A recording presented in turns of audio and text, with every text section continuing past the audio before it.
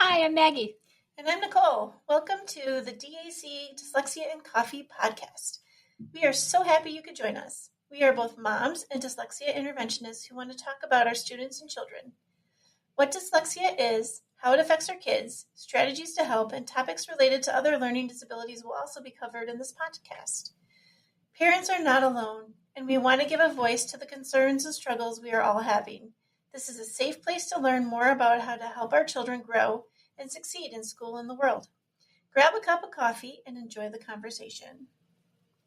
Welcome, everybody, to episode 9 of DAC Dyslexia and Coffee podcast. We like to start our show with the concept of the week. So that is our opportunity to pull back the curtain a little bit, let you into our intervention sessions, teach a little bit about what content we teach here at our center. So last week we talked about a syllable. A syllable, as a reminder, is a word or a part of a word with one vowel sound. There are 6 different syllable types in English, and we're going to kind of go through each one, starting with the first most common syllable type, which is the closed syllable. So a closed syllable only has one vowel, and it ends with at least one consonant. In a closed syllable, the vowel is generally going to say its short sound, which is its most common sound. So example, the word cat. Only one vowel, ends with at least one consonant. Therefore, that vowel is short, and we say it as cat. So today's topic was kind of hard for us to write, so we'll see how this goes. I'm going to be very honest with you. It was a very tough topic for us. So the topic today is siblings of students with disabilities. Yeah, this is a big one. I think one of the reasons we struggled to write this is because we both live it, and it's thorny. Yeah, definitely. So I think I want to remind us all at the top of this episode that nothing Nicole or I say is set in stone or means that because this is how we experience something, that is how every family is going to experience this. Just want to be very clear that we're here to have a discussion, not a, there's only one way to think about this. This is just perspective. And everybody's families will have different journeys. Exactly. And of course, this is not going to just be contained to one episode either. This is something that touches a lot of aspects of family life. And so we're going to continue to explore these topics in a lot of different episodes. So you'll be hearing more from us on how this affects the greater family unit. Correct. Yeah. So students with disabilities, they get a lot of attention, and sometimes that can cause some concerns for siblings, and the entire family is affected. So we just want to bring that right out into the open. Just because one person in the family has the diagnosis, that doesn't mean it doesn't impact the entire family unit. Yes. So one of the things, right, we've said this before, giving the diagnosis a name is really important. It's not only important for that person that it affects, right? So not just the directly affected person, but also for their siblings. This gives everyone a common language to be able to talk about it in the house.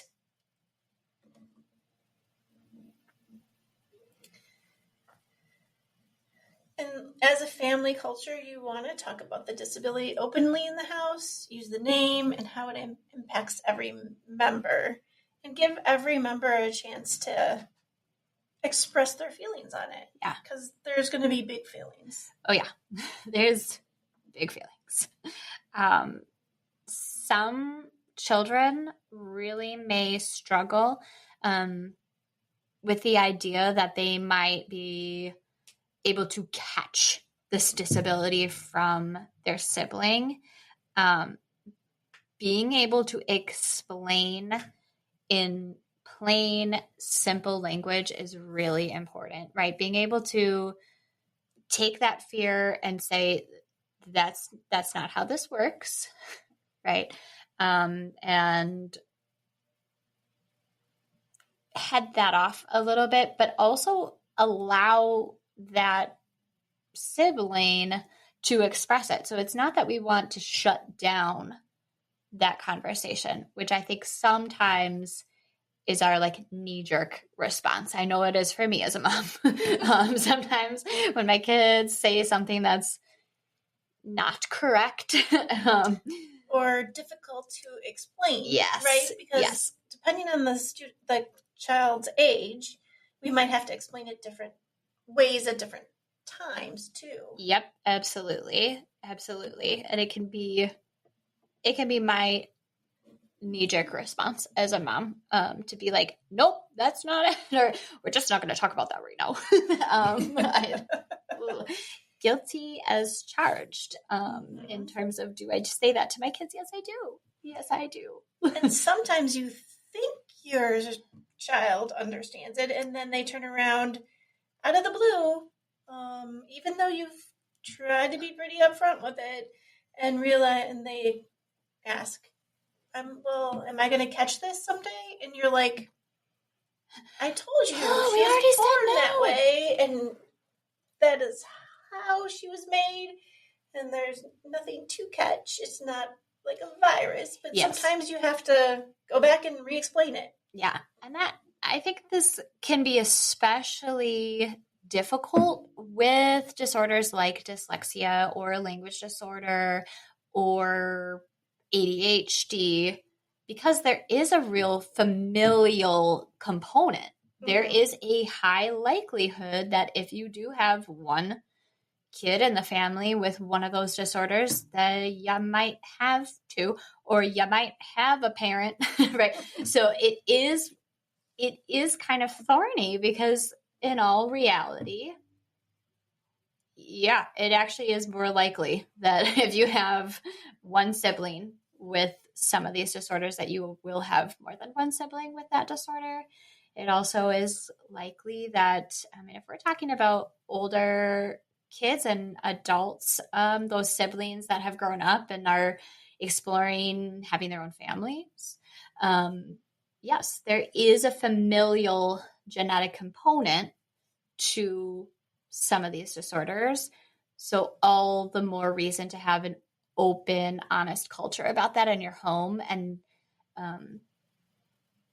not perpetuate the stigma, right? not try to like keep that going, but reinforce that no, it isn't something you catch, but it is something that you have maybe a more or less likelihood of getting based on just the genetic soup.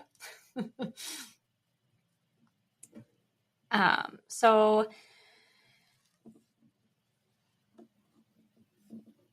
this can get really thorny when kids are kind of feeling that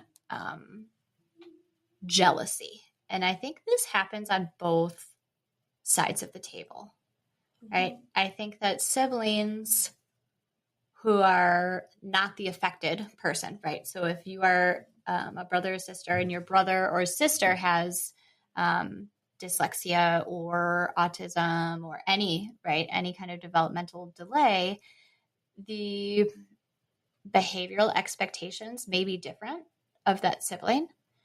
And there can be some real feelings about that, for sure. Definitely. And then I can flip the other way too. And then the other child could be jealous of their sibling because it's easier for them. Yes. So you can get it on both sides, right? Yeah, absolutely. I mean, I can think of several examples of some families that I work with where one or two members of the family have a disability, and one does not. And there are some real feelings on both sides. I remember I myself do have a disability. I'm actually legally blind, and a lot of the people I know are, kind of from that community, from that crowd. And a close family tie of mine, 2 out of the 3 siblings had this disorder where they were blind, or they had gone blind, really. And the fully sighted sibling had some really big, really big feelings about like, well, why do they get to go do all these like fun outings and all these fun things? And like, I have to sit home and not do these things. Right. And the other 2 are like, well, that's nice. You get to drive a car. Like nobody's really wrong here. I think that's what makes it really thorny. Right. Nobody's wrong. It's okay that they are having those feelings. Yeah. That's super real.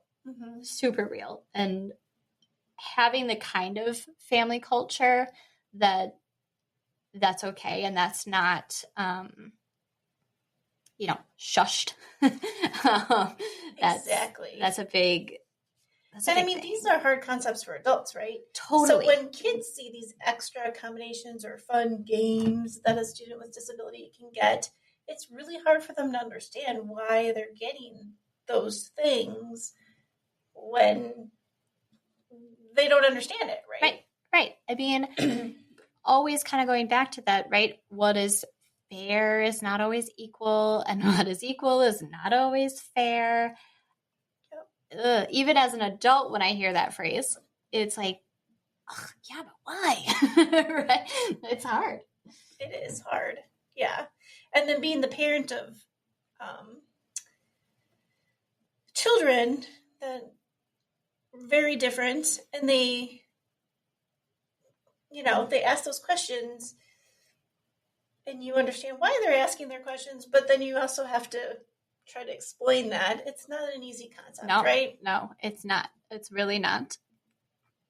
So I'm going to pivot a little bit. We're going to kind of talk about some statistics associated with this population. So some things that are interesting. So siblings of people with disabilities is actually one of the most under-researched groups. There is not a lot of information to find on this population. This is a real shame because outside of parents, siblings spend the most time, right, with their brother or sister with a disability. And yeah, like we said before, if one person is affected in a family, the whole family unit is affected. And so it can be really formative. So it would be, if you're a researcher out there, you're looking for some under-researched populations, that would be a really good one to get some real picture of what might be going on for these guys. Exactly. So some things that are out there. So studies from the Ohio Colleges of Medicine and the Government Research Center say that siblings of a student with a disability, they're 1.7 more times as likely to have behavior problems at school. They're 2.1 times more likely to have behavior problems at home, and 1.6 times more likely to get into trouble in general. Which I think that's really low. I'm sorry. I do too. I think that kind of speaks to that under-researched population. Yeah. I don't know fully how this research was conducted or, what the sample size was. But I think it is a lot more than that because you really are dealing with a lot of emotions. And let's just really face it. If you're coming from a family and you have siblings with a disability and there is interventions to go to and outside therapies to go to, and your kind of whole life revolves around this one sibling with a disability, which can happen, which by the way, I'm not blaming families for. You got to do like you have to do it. So when you have all of that, and even just the kind of constant chaos really that is associated with that kind of running here, have to do this, that yes, that is bound to, it's got to come out somewhere. It's got to. So yeah, I agree. I think those statistics are actually quite a bit lower than what I would have expected to see from the research. Yeah. There's also some statistical evidence that siblings do experience higher rates of anxiety, depression, and guilt, which makes sense, right? Yeah. But there's also some really good statistics we found from various research articles. And I think this speaks to the other part, right? I don't know if anybody's seen the meme, but if you want to know how to treat somebody with a disability, look at their sibling. Yep. This is that part, right? Yep. Mm-hmm. Yep. Because they show greater empathy, right? Because they've learned it. Greater tolerance for individual differences. They have greater resilience, more compassion. They're more independent. They have more leadership. They're more mature, and they have a lot more patience. Yeah. Yeah. And I think, anecdotally, I have definitely experienced that with some siblings. My background being in special education, I coach Special Olympics, have been very heavily involved in that world for a really long time. And I have experienced some just so cool relationships with brothers and sisters of pretty severely disabled populations that really just, I think that's exactly right. If you really want to know how to treat, especially if you're looking at how do I treat this individual in front of me? How do I treat this person? What is my approach?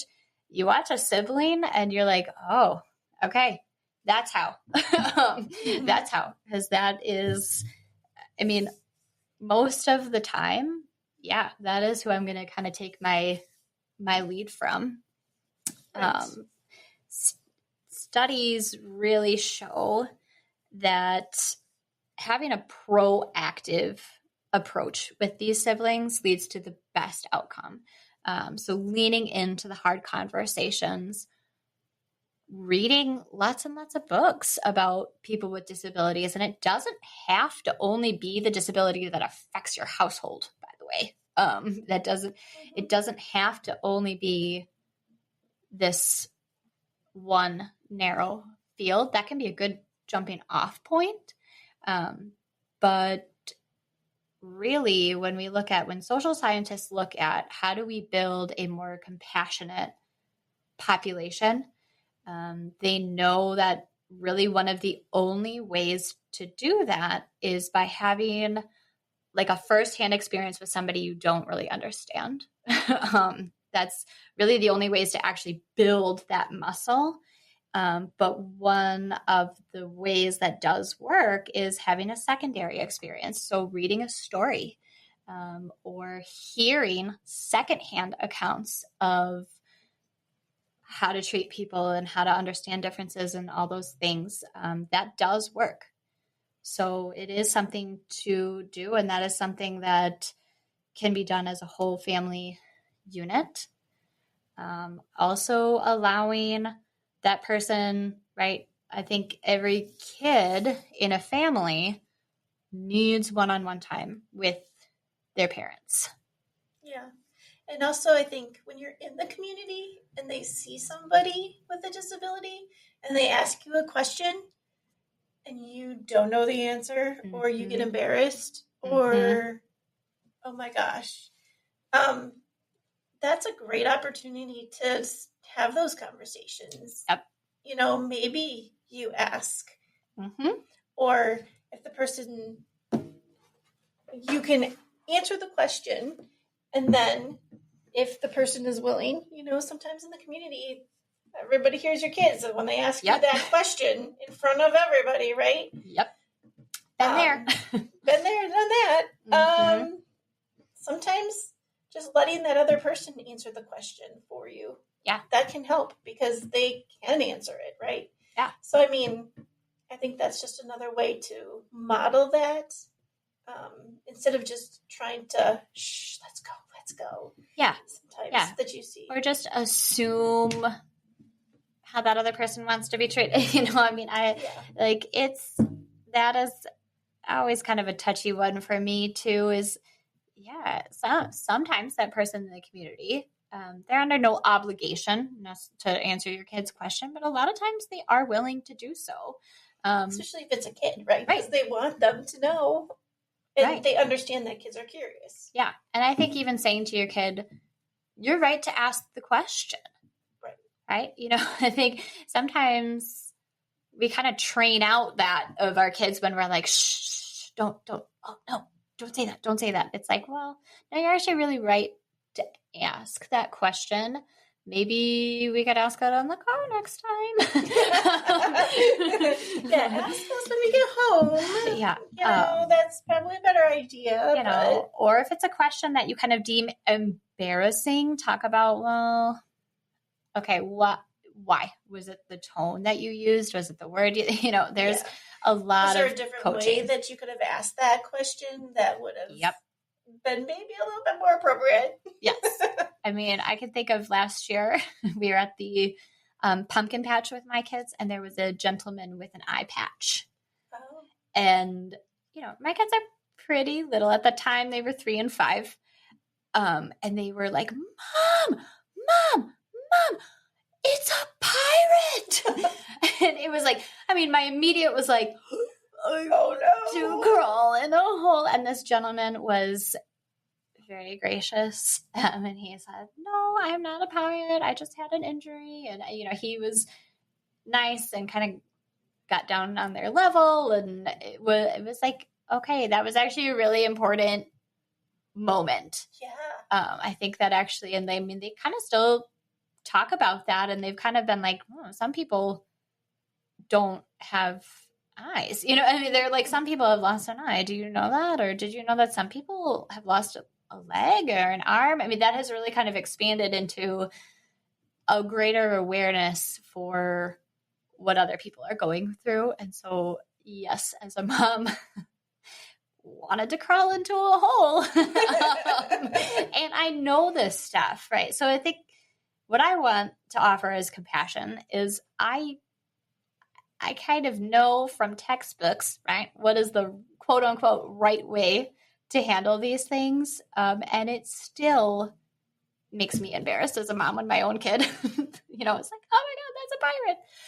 Oh no. Yes, I think we've all been there as parents. Yes. Many times. Many times. Many times. Yeah. So back to your families with individual times with siblings. I think it's the one-on-one time is really important to help the siblings feel connected. Also, being able to talk to your child about the disability is important.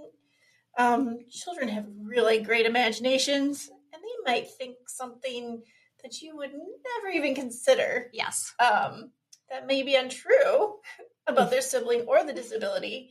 And sometimes it's better just to let them know what's real, because they can make up lots of different things. They sure can. Yeah, they can. They sure can. They sure can. Good at that. They are very good at that. I think another point to consider is a lot of times the sibling feels like they have to be the leader, and they feel like they have to be the caregiver or perfect, or be the caregiver for their sibling with a disability. And it's really pretty important to get on ahead of that kind of thing. Yeah, it's really important that siblings help each other, right? Yes, I definitely, I think just being an older sibling in general can lead to this sort of feeling. And I think it gets more complicated when one of the siblings has a disability. And that kind of internal pressure can be a recipe for anxiety and depression and some pretty severe backlash later in life. And so it's just really important to be aware of that is something that can happen. And it's really important for those kids to be kids and to be treated like a child in the family and not a de facto parent.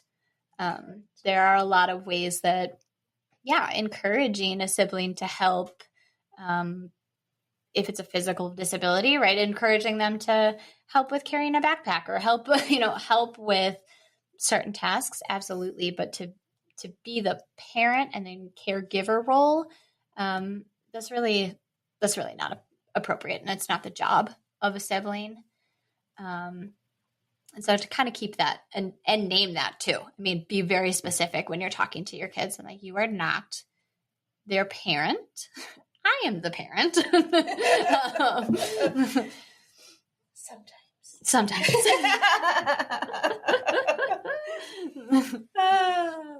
And I think the other thing that we really need to talk about is sometimes the sibling or even the person with the disability will need some extra support. Yep. And you might have to talk to a professional or connect with other siblings that have the same concerns.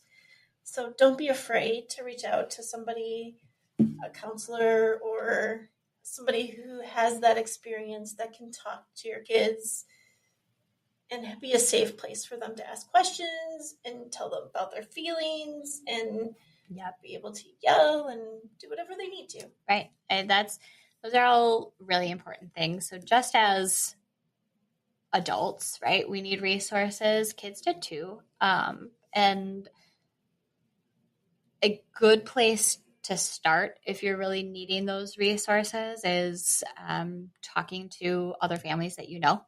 Often, right, that's where we kind of get some very good information.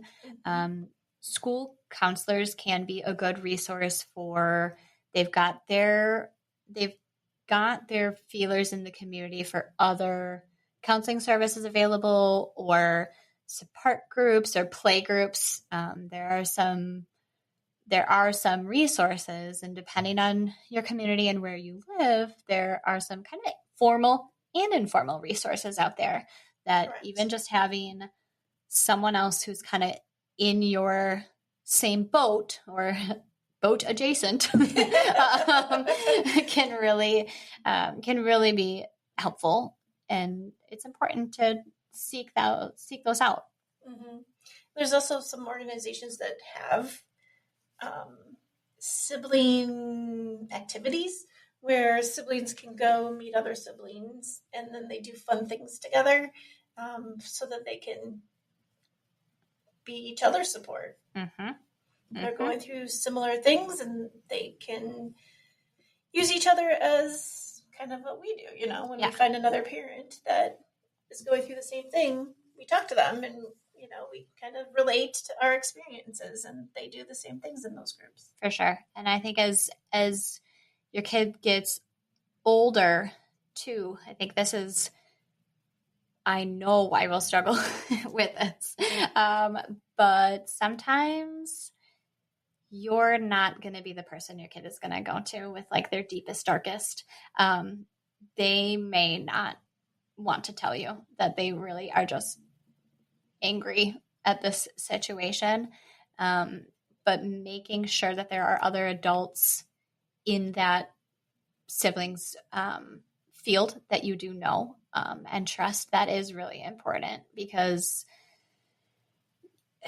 not just this topic, right? Your kid may not want to tell you all their deepest, darkest, and it becomes not really our job to know at a certain point, which that sucks. I don't like that part of the motherhood. But it does become, okay, how do we get you these resources, and how the line between what really is private for your kid and what is your right to know becomes very, very blurry. And there's no right or wrong, but it is something to be aware of that. If your kid is at least talking to an adult that you know and trust, that's good. You're doing your job. That's what you want. So, okay, we made it. We made it to the end. We made it. Shall I say we solved it? Is this a solved issue? I don't think so. No, I don't think there's a solving this one. We're still learning. Yeah, exactly. Exactly. So we hope that we at least provided some information and some support to everybody, all of our listeners. And we like to end our show by talking about life outside of dyslexia. So what's going on outside of dyslexia? Well, I think just kind of relating back to our topic today, this is a hard topic for us in our house. And, sometimes I think one of my daughters understands something and then she'll say something and I'll have to re-explain it. And it makes me step back and think, as our kids grow, you have to come back to the topic so they understand it more deeply. Because, different ages. Yep. You may start with just a little explanation and then you have to build on that, right? Because as they grow and their understanding gets deeper, you have to explain it again in a way that's a little bit deeper every time. So it's just a really hard topic, especially when you know that it's a long-term topic. Mm-hmm. Mm-hmm. Yeah, I think for me in my house, the sibling rivalry period, I think, has arrived. My kids have really, I have been very lucky. My kids are close in age, and they, because of COVID and the time that my daughter was born, quite frankly, they were each other's plaything, and that was it. So either get along or you get to play alone forever. And that was kind of the deal in our house up until pretty recently. And now, oh boy, there has just been so much bickering lately. Just the tiny little competitive behaviors that are really interesting, and it's got its complexities, because there are some things that my youngest can do very well that my oldest really struggles with, and he gets super mad. For example, whistling. My daughter can whistle, and my son is so angry that she can whistle, which of course she's obsessed with it, which, side note, it is annoying. It is. But he cannot tolerate that she can do something that he cannot. And so that has been what has been going on in the Gunther house. Okay. Yeah. There you go. Hey, you wanted outside of dyslexia. As outside. That is. Any advice?